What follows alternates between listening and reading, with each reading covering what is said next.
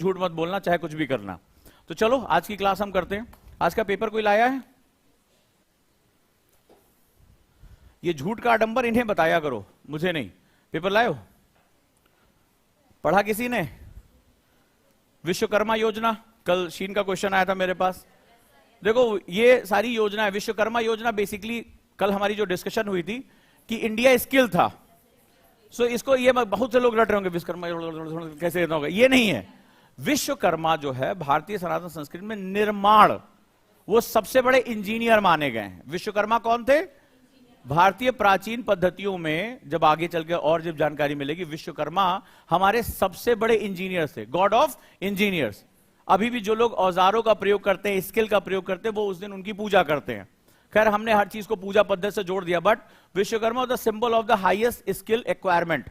हमारे देश में ज्यादा से ज्यादा स्किल, दक्षता को ग्रहण करने के देवता थे। अब सोचो, कभी तुमने सुना जहां पर स्किल के भी देवता थे, आराध्य थे, पूज्य थे, विश्वकर्मा देवता थे। तुमने कभी कोई ऐसा देश सुना, कोई ऐसी संस्कृति सुनी जहां पर स्किल के भी गॉड थे?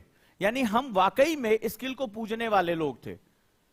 तो विश्वकर्मा योजना जो है वो कुछ और नहीं है, वो वापस स्किल को रीस्टैब्लिशमेंट करने का काम है।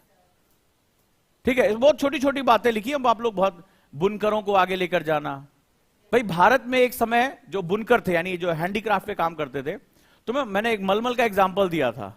भारत में एक कपड़ा बनता था मलमल, वो मीटर के हिसाब से नहीं बिकता था पूरे संसार में, और ना उसको कोई खरीद सकता था आम आदमी।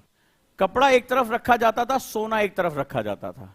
ये भारत, कैसे वो बनाते होंगे उस कपड़े को जो उसके अगेंस्ट सोने में तौल के उसको बेचा जाता था। ये विदेश के जो राजा महाराजा थे उस कपड़े के पीछे पागल थे, मलमल के पीछे। मतलब ये आम इंसान के बस का नहीं था। ये माचिस की डिबिया में मीटर के भर का ऊपर कपड़ा लगा, एक अंगूठी की, आपने हिस्ट्री किताब में पढ़ा होगा एनसीईआरटी में, उसके बीच से पूरा का पूरा कपड़ा निकल जाता था। इतना बेहतरीन, इतना फाइनेस्ट क्लास। ये स्किल थी कि कैसे वो कपड़ा हाथ से बना लेते थे, कि जिसको एक तरफ सोना और एक तरफ कपड़ा रख के जो है तौला। हम वो लोग थे जिन्होंने कपड़े को भी सोने के बराबर, इसीलिए सोने की चिड़िया कहा जाता था हमें। हम हर चीज के बदले दुनिया भर का सोना चांदी ऐंठ लिया करते, ले आओ हमारे पास है सब कुछ, इतने हमारे पास सारी चीजें थी। तो वापस हम उसी चीज को लाने की कोशिश कर रहे हैं। एक्चुअली में ये जो लोग हैं अभी, वो भारत को समझने का प्रयास कर रहे हैं। हम कोई नई चीज नहीं कर रहे हैं, हम सिर्फ रिवाइव कर रहे हैं। और मैं हमेशा ये बात कहता हूं और कहता रहूंगा कि हमें वेस्टर्न की तरफ नहीं देखना है अपने आप के रिवाइवल के लिए, हमें सिर्फ अपनी तरफ देखना है। तो विश्वकर्मा योजना जो है, ये पहली बात लोगों को पता, ये तो नामों के साथ लोग जोड़ते हैं। जैसे आज हम बात करें विश्वकर्मा कौन थे, बहुत से लोगों को नहीं पता। हमारे इसको जाति बना दी गई है, जो कारपेंटर का काम करते हैं विश्वकर्मा हो गए। नहीं, हमारे यहां ये पूज्य आराध्य देवता थे, स्किल के देवता थे। सोचो उस राष्ट्र के बारे में कल्पना करो जहां स्किल के भी देवता थे, वो राष्ट्र कितनी ऊंचाइयों पर रहा होगा। तो वापस उसको ले आने की कोशिश की जा रही है, क्योंकि ये हमारे इकोनॉमी का कोर हुआ करते थे। हमारा जो हर घर जो था वो इंडस्ट्री था यार। आज वो मॉडल चाइना लेके चला गया है। चाइना के पास दुनिया की सबसे बड़ी सप्लाई चेन लाइन है। जो ये तुम इतने सस्ते सस्ते मोबाइल, चाइना सबसे सस्ते सामान के लिए जाना जाता है, इसलिए दुनिया की फैक्ट्री है। तो तुम वहां की किसी फैक्ट्री में थोड़े ना बन रहा है। उन्होंने गांव गांव को इतना स्किल कर दिया है कि वो छोटे छोटे पार्ट बनाते हैं, और दुनिया की सबसे बड़ी असेंबली लाइन चाइना के पास है। एक गांव में स्क्रीन बन गया, एक गांव में पेस्टिंग हो गई, एक गांव में पैकेजिंग हो गई, मेन फैक्ट्री में आया। मेन फैक्ट्री में क्या हुआ? असेंबल हुआ, खटाखट असेंबल हुआ। उसने क्या किया है? अपनी सारी नदियों को उसने समुद्र के साथ जोड़ दिया है। तो जो नदियों यानी कि जो रिवर के साथ जो ट्रांसपोर्टेशन होता है सबसे सस्ता होता है। इसके लिए कोई खास लोग तो नहीं चाहिए होंगे भाई, ट्रेन चलाने के लिए स्पेशल व्यवस्था चाहिए, बस चलाने के लिए कैपिटल चाहिए, नाव चलाने के लिए हमारे यहां तो मल्लाह हुआ करते थे। तो वो हमारे यहां गांव गांव में कोई भी जो अपने पिता से भी सीख लिया नाव चला लेगा, होता था ना। अभी भी आप कहीं भी इलाके में चले ऐसा होता है। तो वो सबसे सस्ता ट्रांसपोर्टेशन। उसकी नदियां बहुत भारत से जटिल हैं, उसकी नदियां पथरीली हैं, वो अंदर प्रस्तर है, उसको तोड़ के उसने जो लिंक कर दिया। उसकी एक ऐसी नदी है कि नदी ऊपर है और दूसरी नदी नीचे है। जानते हो दुनिया की सबसे बड़ी शिप ट्रांसपोर्टेशन लिफ्ट बनाई उसने। अब भाई आपको नाव चलानी है तो ये दोनों लेवल बराबर होने चाहिए। चाइना की एक नदी इतनी नीचे, एक नदी इतनी ऊपर है। नाव यहां आई, लिफ्ट से ऊपर, बड़े बड़े शिप ऊपर चले जाते हैं, नदी के साथ जुड़े, ट्रांसपोर्ट होके, जब तक आप तैयारी कर रहे हो तब तक वो सारा माल बंदरगाह भेज देता, पोर्ट भेज देता है, पूरी दुनिया की मार्केट खा गया वो, पूरी दुनिया की मार्केट खा गया वो। जब तक आप सोचते हो तब तक वो क्या काम करता है, पैकेज करता है और पूरी दुनिया में भेज देता है, first come first serve basis पे ले जा, उठा ले जाता है। ये उसने किया है, अपनी टेक्नोलॉजी का इस्तेमाल किया है। दुनिया का सबसे भारी डैम, 3 जॉस डैम बना डाला है। इतना भारी डैम है कि पृथ्वी का घूर्णन यानी रोटेशन जो है डिस्टर्ब हो गया है। दुनिया का सबसे भारी जो है उसने डैम बना डाला, क्योंकि वो अपने लोगों की जरूरतें पूरी कर रहा है।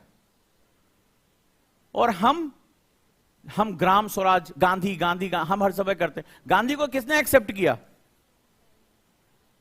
हमने सिर्फ नोटों पे, फोटो पे, वोटों पे, 3 ही जगह हमने एक्सेप्ट किया।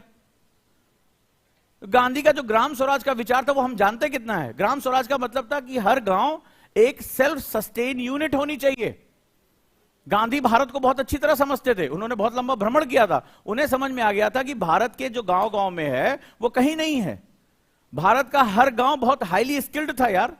ये जब से ये पलायन का जो काम नहीं शुरू हुआ तब से, तो हम बहुत स्किल्ड कंट्री हुआ करते थे। हमारे बूढ़े, वो गांव में खरपतवार पाया जाता था, मूज की डलिया बना देते थे, मूज के बर्तन बना देते थे।